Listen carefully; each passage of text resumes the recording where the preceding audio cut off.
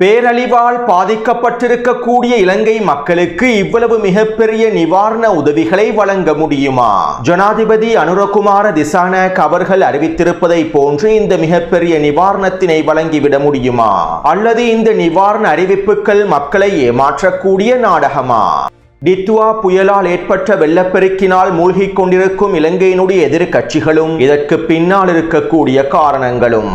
இந்த பேரழிவில் அதிக உயிரிழப்புகள் ஏற்படுவதற்கு யார் காரணம்? முன்னெச்சரிக்கைகளும் முன் தயார்படுத்தல்களும் சரியான விதத்தில் மேற்கொள்ளப்பட்டிருந்தால் தற்போதைய உயிரிழப்புகளை ஓரளவாவது குறைத்திருக்கலாமா?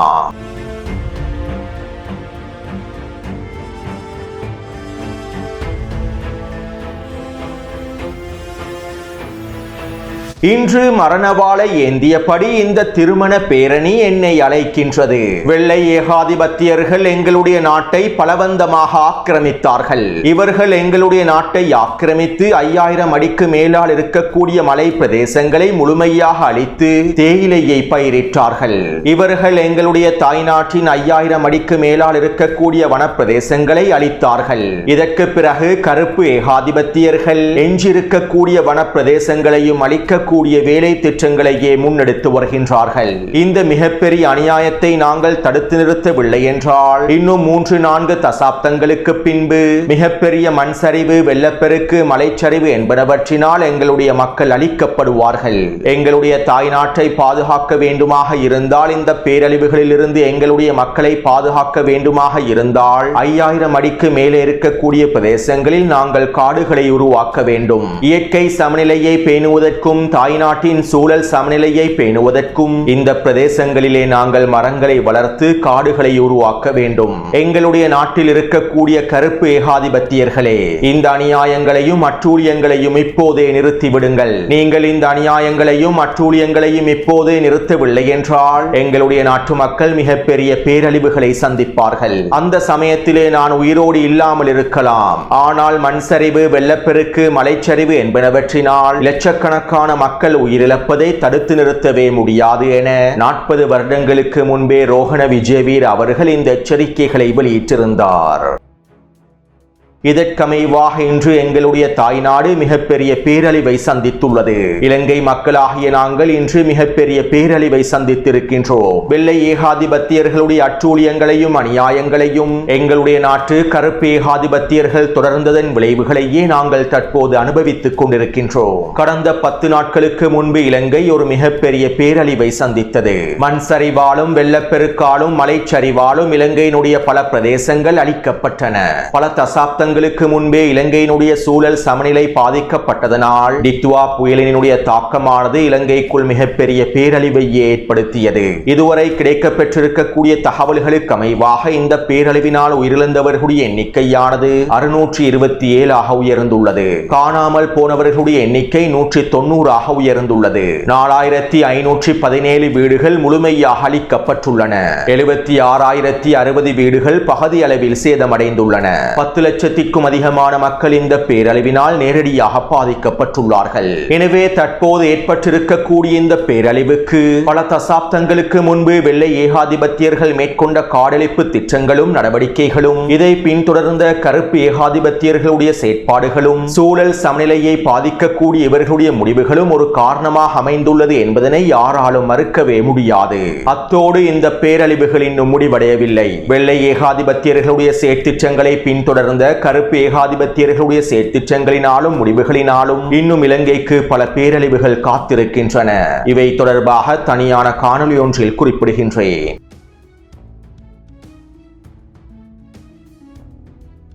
இந்த டித்துவா புயலால் ஏற்பட்டிருக்கக்கூடிய பேரழிவுக்கு, அதிலும் குறிப்பாக உயிரிழப்புகள் அதிகரித்திருப்பதற்கு சரியான முறையில் முன்னெச்சரிக்கைகள் வழங்கப்படவில்லை என்றும் சரியான முறையில் தயார்படுத்தல்கள் மேற்கொள்ளப்படவில்லை என்றும் விமர்சனங்கள் முன்வைக்கப்பட்டிருந்தன.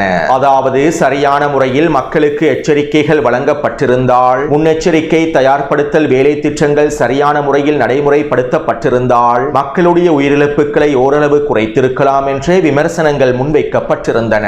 உண்மையில் வகையில் இந்த விமர்சனங்களை மறுக்க முடியாது. சரியான முறையில் டித்வா புயலை எதிர்கொள்வதற்கான எச்சரிக்கைகள் வழங்கப்பட்டிருந்தால், புயலையும் வெள்ளப்பெருக்கையும் எதிர்கொள்வதற்கான தயார்படுத்தல்கள் மேற்கொள்ளப்பட்டிருந்தால், மக்களுக்கான முழுமையான தெளிவு வழங்கப்பட்டிருந்தால், இந்த பேரழிவுக்குள்ளே உயிரிழப்புகளை ஓரளவாவது குறைத்திருக்கலாம். அதே நேரம் இங்கிருக்கக்கூடிய இன்னும் ஒரு மிக முக்கியமான பிரச்சனை என்னவென்றால், இந்த தயார்படுத்தல்களை மேற்கொள்ளாமல் இருந்ததற்கும், மக்களுக்கு சரியான முறையில் எச்சரிக்கைகள் வழங்கப்படாமல் இருந்ததற்கும், சரியான முறையில் மக்களுக்கு தெளிவுபடுத்தப்பட்டு தயார்படுத்தல்கள் வழங்கப்படாமல் இருந்ததற்கும் யார் காரணம் என்பதுதான். கடந்த 7 நாட்களுக்கு முன்பு ஹிரு தொலைக்காட்சியின் சலக்குண நிகழ்ச்சியில் இலங்கை வளிமண்டல திணைக்களத்தினுடைய அதிகாரிகள் கலந்து கொண்டிருந்த ஒரு மிக முக்கியமான நேர்காணல் ஒன்று நடைபெற்றிருந்தது. 1.5 மணி நேரத்திற்கும் அதிகமாக நடைபெற்றிருந்த இந்த நேர்காணலில் வளிமண்டல திணைக்கள அதிகாரிகள் சில முக்கியமான கருத்துக்களை வெளியிட்டிருந்தார்கள். கடந்த நவம்பர் 12ஆம் திகதி இலங்கை மக்களுக்கான ஆரம்பகட்ட எச்சரிக்கைகள் வழங்கப்பட்டதாகவும், இதிலே அதிக மழைப்பொழிவு தொடர்பான எச்சரிக்கைகளே வழங்கப்பட்டதாகவும் வளிமண்டல திணைக்கள அதிகாரிகள் தெரிவித்திருந்தார்கள். மேலும் மக்களுக்காக வழங்கப்பட்டிருந்த இந்த எச்சரிக்கைகளில் புயல் தொடர்பான உச்சக்கட்ட எச்சரிக்கைகள் வழங்கப்படவில்லை என்றும், புயல் ஏற்படுவதற்கான வாய்ப்புகள் அதிகமாக இருப்பதாகவே தெரிவிக்கப்பட்டிருப்பதாகவும், மழைப்பொழிவு தொடர்பான எச்சரிக்கைகளை அதிகமாக வழங்கப்பட்டிருப்பதாகவும் வளிமண்டல திணைக்களத்தினுடைய அதிகாரிகள் ஒப்புக்கொண்டுள்ளார்கள். அதே போன்று வளிமண்டல திணைக்களத்தினால் 24 மற்றும் 25ஆம் திகதிகளில் வழங்கப்பட்ட எச்சரிக்கையும் புயல் தொடர்பாக பூர்ணமாக தெளிவுபடுத்தப்படாத அதிக மழைப்பொழிவு தொடர்பான எச்சரிக்கையாகவே அமைந்திருந்தது என்பதும் குறித்த நேர்காணலில் உறுதி செய்யப்பட்டது. அது மட்டுமல்லாமல் இந்த டித்வா புயல் தொடர்பாகவும் எச்சரிக்கைகள் தொடர்பாகவும் பாதுகாப்பு அமைச்சினுடைய செயலாளருக்கு தகவல்கள் வழங்கப்பட்டதா என்பது தொடர்பாக குறித்த நேர்காணலிலே வளிமண்டல திணைக்கள அதிகாரிகள் பூர்ணமான சரியான தெளிவான விளக்கங்களை வழங்கவில்லை.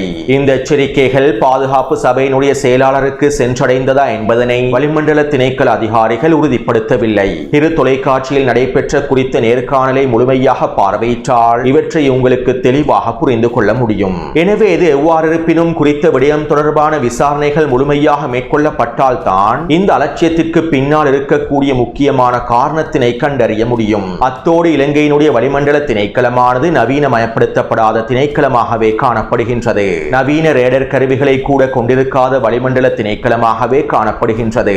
இவ்வாறு வளிமண்டல திணைக்களம் நவீனமயப்படுத்தப்படாமல் இருப்பதற்கு முன்னைய ஆட்சியாளர்களுடைய ஊழல் அரசியலும் மிக முக்கியமான காரணமாகும். வளிமண்டல திணைக்களத்தை நவீனமயப்படுத்துவதற்காகவும் புதிய நவீன ராடர் கருவிகளை கொண்டு வருவதற்காகவும் ஒதுக்கப்பட்டிருந்த நிதிகளில் முன்னாள் அரசாங்க அரசியல்வாதிகள் மிகப்பெரிய மோசடிகளையும் மேற்கொண்டுள்ளார்கள். எனவே கடந்த கால ஊழல் அரசியல் வியாபாரங்களினாலும் இலங்கையினுடைய வளிமண்டல திணைக்களமானது பலவீனமானதாகவே மாற்றப்பட்டுள்ளது.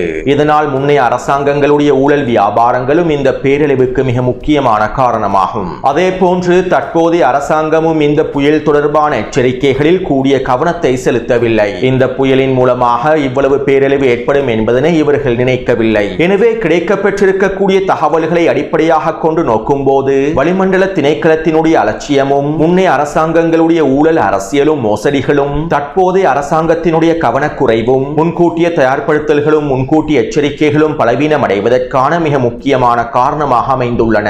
இருப்பினும் இவை தொடர்பான முழுமையான விசாரணைகள் மேற்கொள்ளப்பட்டு விசாரணை அறிக்கைகள் வெளியிடப்பட்டதற்கு பின்பே இந்த அலட்சியத்திற்கு யார் முழு காரணம் என்பதனையும் உறுதி செய்ய முடியும்.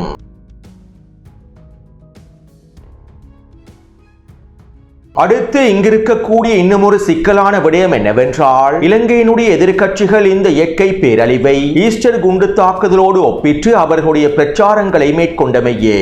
தற்போதைய அரசாங்கத்தை வீழ்த்துவதற்காகவும் தற்போதைய அரசாங்கத்தை குறைமதிப்பிற்கு உட்படுத்துவதற்காகவும் இந்த இயற்கை அனர்த்தத்தினுடைய ஒட்டுமொத்த பழிகளையும் அரசாங்கத்தின் மீது சுமத்தி பிரச்சாரங்களை மேற்கொண்டிருந்தார்கள். மக்கள் உயிர்களை இழந்து சொத்துக்களை இழந்து தவித்துக் கொண்டிருக்கக்கூடிய வேளையில் எதிர்க்கட்சியினர் மேற்கொண்ட இந்த பிரச்சாரங்களே அவர்களுக்கு மிகப்பெரிய புதைக்குழியாகவும் மாறியது.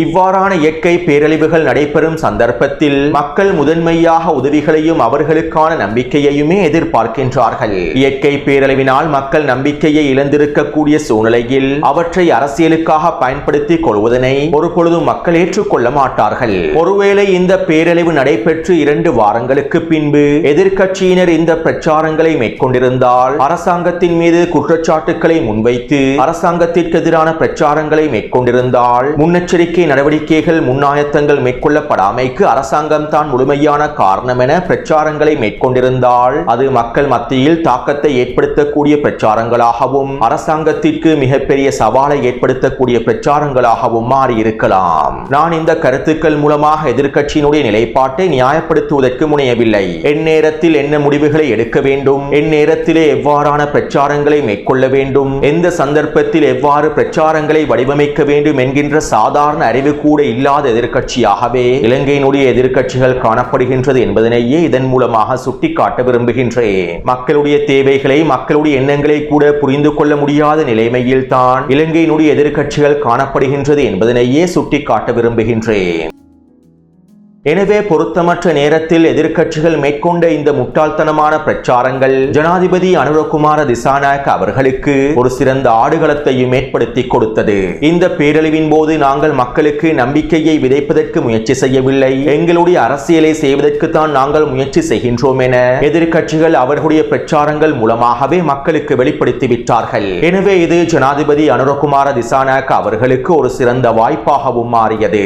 இதனால் இந்த பேரழிவை ஒரு சவாலாக எதிர்கொண்டு இதனை சிறந்த வாய்ப்பாக பயன்படுத்துவதற்கான எல்லாவிதமான வேலை திட்டங்களையும் ஜனாதிபதி அனுரகுமார திசாநாயக்க அவர்கள் திறம்பட மேற்கொண்டார். இந்த பேரழிவிலிருந்து நாட்டை மீட்டெடுப்பதற்கும் மக்களை மீட்டெடுப்பதற்கும் உறக்கமின்றி வினைத்திறனாகவும் விவேகமாகவும் செயற்பட்டார். சுருக்கமாக குறிப்பிடுவதாக இருந்தால் அதிகாரத்தில் இருக்கக்கூடிய ஜனாதிபதி அனுரகுமார திசாநாயக்க அவர்களுக்கு தான் ஒரு சிறந்த மக்கள் தலைவன் என்பதனை நிரூபிப்பதற்கான ஒரு சிறந்த வாய்ப்பாகவும் இது அமைந்திருந்தது. இதற்கமைவாகவே ஜனாதிபதி அனுரகுமார திசாநாயக்க அவர்களும் அவருடைய அரசாங்கமும் பேரழிவுக்கு பின்னர் செய்யக்கூடிய அனைத்து விதமான வேலை திட்டங்களையும் சிறப்பாக மேற்கொண்டார்கள். பேரழிவுக்கு பின்னரான அனைத்து வேலை திட்டங்களையும் வெற்றிகரமாக மேற்கொண்டார்கள். சேதமடைந்த பாதைகள் திறப்பதற்கு பல வாரங்கள் எடுக்கும் என்று குறிப்பிடப்பட்டிருந்த நிலைமையில் ஒரு வாரத்திற்குள்ளேயே அதிகளவான சேதமடைந்த பாதைகளையும் இவர்கள் திருத்தினார்கள். இதுபோன்று வெளிநாடுகளில் நடைபெறும் போது வியந்த இலங்கை மக்களுக்கு தற்போதைய அரசாங்கத்தினுடைய இந்த செயற்பாடுகள் அவர்களுடைய நம்பிக்கையை மேலும் அதிகரித்தது. மக்களை மீட்பதற்காகவும் நாட்டை மீட்டெடுப்பதற்காகவும் தற்போதைய அரசாங்கம் மேற்கொண்ட அனைத்து வேலை திட்டங்களும் ஒட்டுமொத்த இலங்கை மக்களுக்கும் மிகப்பெரிய நம்பிக்கையாக மாறியது.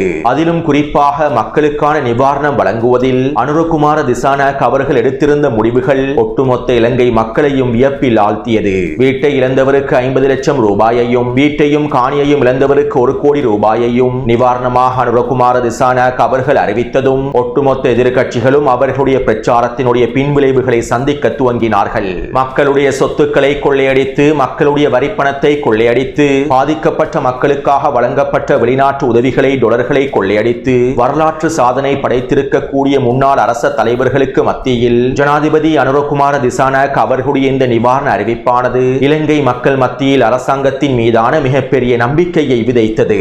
அதிலும் குறிப்பாக பாதிக்கப்பட்ட மக்களுக்கு மிகப்பெரிய நம்பிக்கையை ஏற்படுத்தியது. இந்த பேரழிவிலிருந்து எங்களால் மீண்டு வர முடியும் என்பதனையும், எங்களுடைய அரசாங்கம் எங்களை முழுமையாக மீட்டெடுக்கும் என்பதனையும் இலங்கை மக்கள் முழுமையாக நம்ப துவங்கினார்கள். இந்த பேரழிவுக்கு பின்னரான வேலை திட்டங்களில் தற்போதைய அரசாங்கம் கவனக்குறைவாக நடந்து கொண்டிருக்குமாக இருந்தால், மக்களுக்கான நம்பிக்கையை விதைக்காமல் அரசியல் லாபங்களுக்காக செயற்பட்டிருக்குமாக இருந்தால், வினைத்திறனாகவும் விவேகமாகவும் அரசாங்கம் செயற்படாமல் இருந்திருந்தால் நிச்சயமாக அது இந்த அரசாங்கத்தினுடைய இறுதி காலமாகவே அமைந்திருக்கும். இந்த பேரழிவிலேயே NPP அரசாங்கம் மூழ்கடிக்கப்பட்டிருக்கும். ஆனால் தற்போதைய அரசாங்கத்தின் அதிரடியான வேலை திட்டங்களினாலும் வினைத்திறனான செயற்பாடுகளினாலும் இந்த பேரழிவிலிருந்து மக்களையும் நாட்டையும் மீட்டு அவர்களுடைய அரசாங்கத்தையும் பாதுகாத்துக் கொண்டுள்ளார்கள். அதே நேரம் தற்போது எதிர்க்கட்சிகளே இந்த வெள்ளப்பெருக்கில் சிக்கிக் கொண்டுள்ளார்கள். இந்த பேரழிவு வெள்ளப்பெருக்கிலே எதிர்க்கட்சிகள் மூழ்கிக் கொண்டிருக்கின்றார்கள்.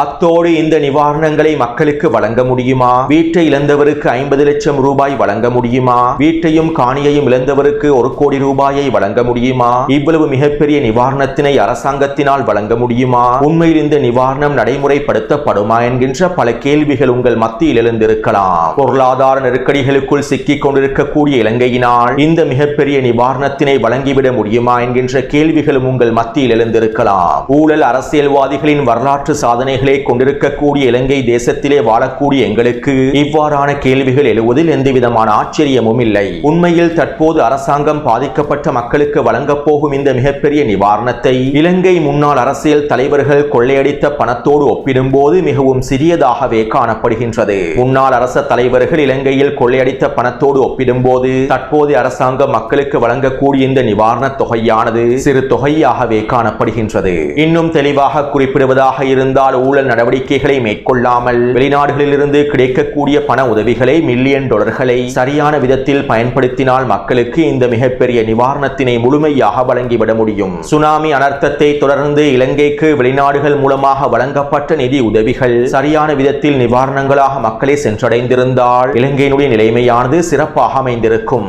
எனவே தற்போதைய அரசாங்கம் இந்த வெளிநாட்டு உதவிகளை சரியாக கையாண்டு அவற்றை சரியான விதத்தில் மக்களுக்கு கொண்டு சேர்த்தால் நிச்சயமாக பாதிக்கப்பட்ட மக்களை முழுமையாக மீட்டெடுக்க முடியும். ஒருவேளை இந்த அரசாங்கம் இந்த நிவாரணங்களை முறையாக மக்களுக்கு கொண்டு போய் சேர்க்காவிட்டால், இந்த நிவாரணங்களை வழங்குவதில் அரசாங்கம் தோல்வியடைந்தால் நிச்சயமாக இந்த நிவாரண அறிவிப்புகளே அரசாங்கத்திற்கு மிகப்பெரிய புதைக்குழியாகவும் மாறிவிடும். எனவே அவ்வாறானதொரு நிலைமை ஏற்படாமல் இருப்பதற்கு தற்போதைய விவேகத்துடன் அரசாங்கம் தொடர்ச்சியான காய் நகர்த்தல்களையும் வேலை திட்டங்களையும் மேற்கொள்ள வேண்டும். எனவே இந்த காணொலியின் மூலமாக சில முக்கியமான தகவல்களை நீங்கள் தெளிவாக புரிந்து கொண்டிருப்பீர்கள் என நினைக்கின்றேன். மேலும் இவை தொடர்பான உங்களுடைய கருத்துக்களையும் பதிவிடுங்கள். தொடர்ந்து என்னுடன் இணைந்திருங்கள். நன்றி, வணக்கம்.